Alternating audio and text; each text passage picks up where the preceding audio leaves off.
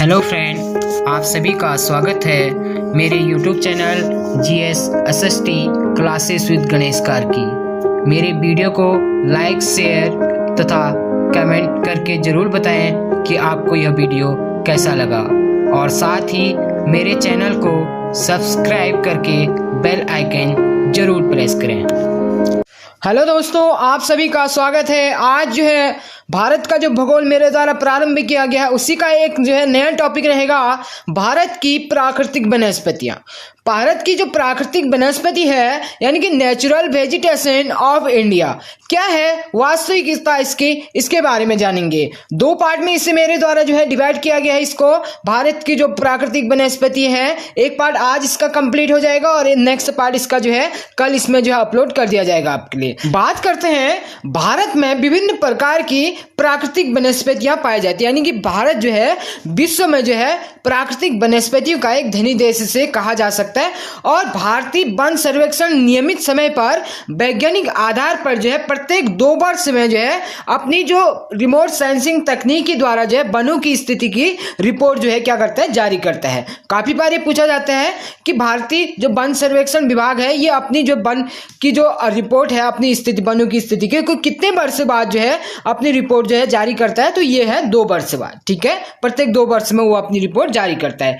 और भारत में सबसे पहले ब्रिटिश सरकार ने 1894 यानी कि 1894 भारत सरकार यानी कि ब्रिटिश सरकार ने 1894 में वन नीति अपनाई। सबसे पहले जो है ब्रिटिश सरकार ने जो वन नीति अपनाई वो अपनाई थी 1894 में, और जिसके अनुसार जो है वनों की देखरेख के लिए विकास समिति तथा हर प्रांत में एक जो है वन विभाग की, यानी कि जो है जो रीजन था उनका हर रीजन में जो है एक जो क्या करा उन्हें फॉरेस्ट डिपार्टमेंट की जो है स्थापना की थी।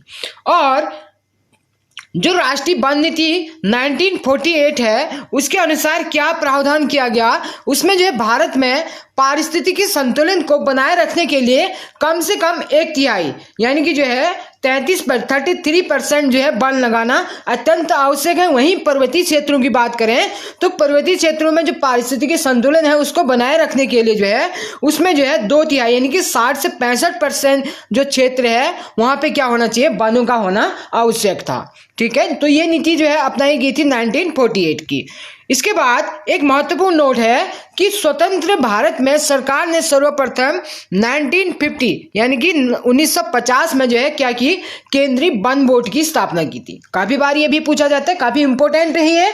तो इसमें जो है केंद्रीय वन बोर्ड की जो स्थापना की गई थी स्वतंत्र भारत सरकार ने जो है ये की गई थी 1950 में जो है। इसके बाद जानते हैं आगे, इस बोर्ड की जो सिफारिश के आधार पे जो है 31 मई 1952 यानी कि 31 मई 1952 में केंद्र सरकार ने वनों के संबंध में एक नई नीति जो है यानी कि एक नई नीति फिर से बनाई जिसकी घोषणा की गई थी।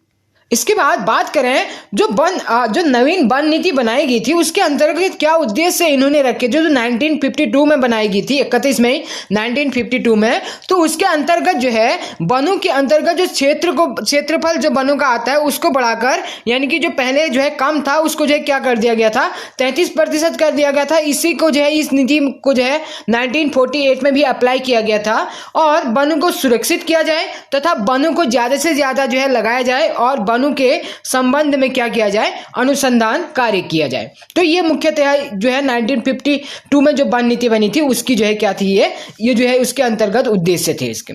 और बात करें दिसंबर 1988 में एक अन्य वन नीति घोषित की गई जिसके जो है 3 उद्देश्य रखे गए। एक वन नीति जो है फिर से जो है 1988 में दिसंबर 1988 में जो है एक वन नीति फिर से घोषित की गई जिसके जो है 3 उद्देश्य इसके रखे गए मुख्यतः।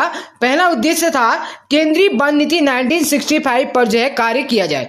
ठीक है, एक वन नीति 1965 में भी बनी थी, उस पर जो है कार्य किया जाए। उसका मुख्य उद्देश्य यही था कि वनों को जो है अधिक से अधिक संरक्षण दिया जाए और उनका जो है ज्यादा से ज्यादा जो है वनों को जो है यानी कि उनका विस्तार किया जाए, उनका क्षेत्रफल बढ़ाया जाए।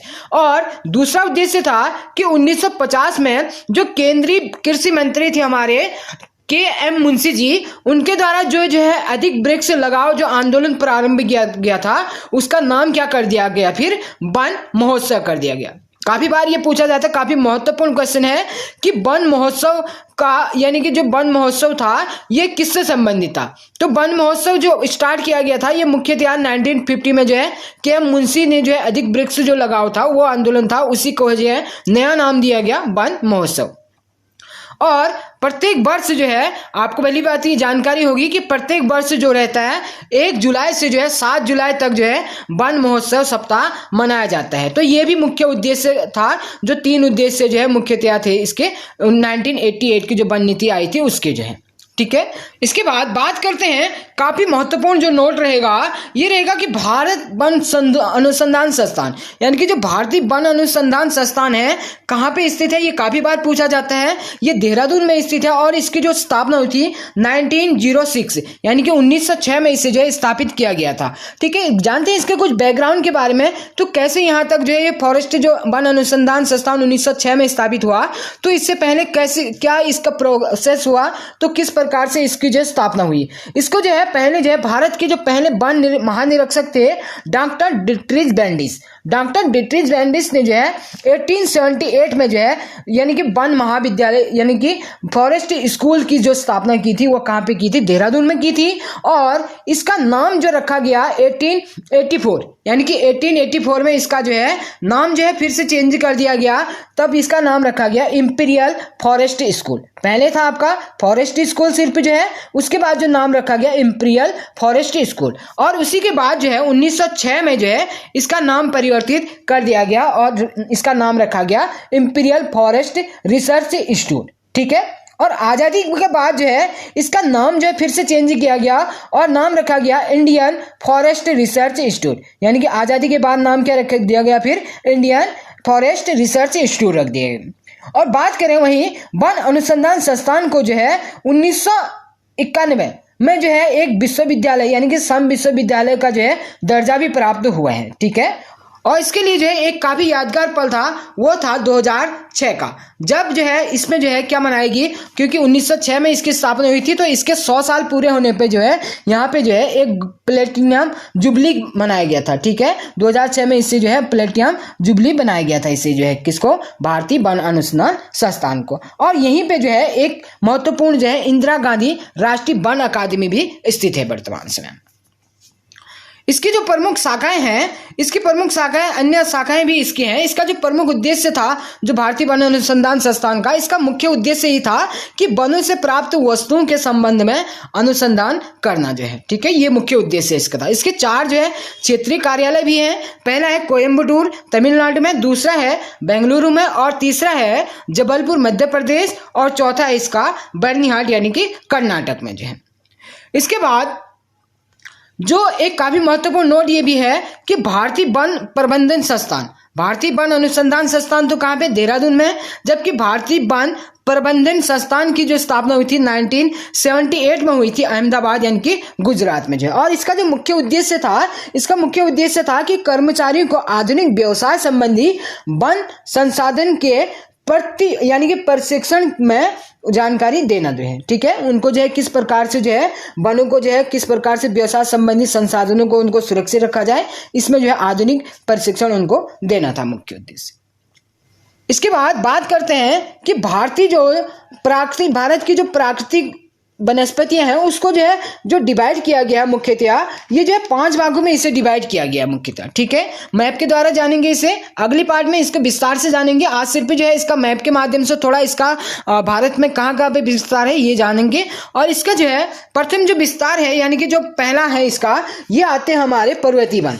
ठीक है, पर्वतीय वन जो है ये ऊपर जम्मू कश्मीर से लेके जो है इसका जो विस्तार है मुख्यतः जम्मू कश्मीर, असम और अरुणाचल प्रदेश में है, यहाँ तक जो है इसका विस्तार पाया जाता है। ठीक है, आप देख रहे होंगे ये जो है इसका विस्तार है यानी कि पर्वतीय वनों का जो विस्तार है, यहाँ से उत्तराखंड होते हुए ये सिक्किम होते हुए और यहाँ पे असम और अरुणाचल प्रदेश तक इसका विस्तार पाया जाता है।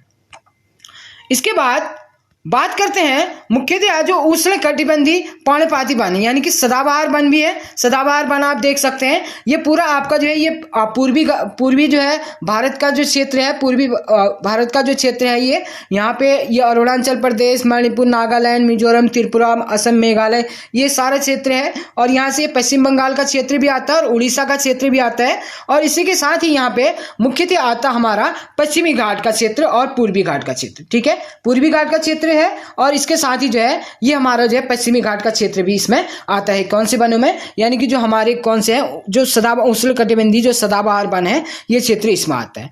और इसके बाद बात करें तो उष्ण कटिबंधीय जो पर्णपाती वन, इसका विस्तार जो है सर्वाधिक, भारत में सर्वाधिक विस्तार जो है यानी कि उष्ण कटिबंधीय पर्णपाती वनों का ही जो है पाया जाता है। आप देख सकते हैं उष्ण कटिबंधीय जो पर्णपाती वनों का जो विस्तार है ये पूरे भारत में जो है सर्वाधिक पाया जाता है। ठीक है, आप उत्तर से देखें, पूर्वी भाग में देखें या पश्चिमी भाग में देखें, और आप यहाँ तक देख सकते हैं कि दक्षिणी भाग तक इसका जो है काफी विस्तार आपका पाया जाता है। आप देख सकते हैं इतना क्षेत्र इसका यहाँ पे है दक्षिणी भाग में, और ये पश्चिमी भाग में और पूर्वी भाग में भी है और उत्तरी भाग में भी इसका विस्तार है। और पर्वतीय भाग आपको जो है इससे पहले जो बता दिया गया है कि जम्मू कश्मीर से लेके हिमाचल प्रदेश और उत्तराखंड, असम और सिक्किम, अरुणाचल प्रदेश का भाग भी इसमें आता है। और उसके बाद बात करें मैंग्रोव वन। मैंग्रोव वन यानी कि जो दलदली क्षेत्र होते हैं, मैंग्रोव वन मुख्यतः जो है ये पाए जाते हैं आपके पूर्वी घाट में, यानी कि जो पूर्वी घाट है और कुछ पश्चिमी भाग का ये क्षेत्र भी आपका इसमें आता है। जैसे गुजरात का जो है आपका कच्छ का रण क्षेत्र होता है, ये भी आपका जो है कुछ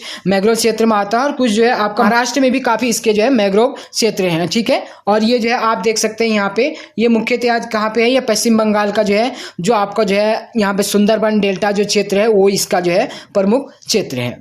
ठीक है, और उसके बाद उष्ण कटिबंधीय कटीले वन यानी कि मरुस्थलीय वन भी इन्हें कहा जा सकता है, ये पूरा क्षेत्र आपका आता है। ये क्षेत्र आता है आपका पंजाब से लेके यहाँ पे आपका जो है राजस्थान क्षेत्र आता है, कुछ आपका जो है यहाँ पर से जो है उत्तर प्रदेश का क्षेत्र भी आ जाता है और मध्य प्रदेश का क्षेत्र आता है और गुजरात का क्षेत्र इसमें आता है।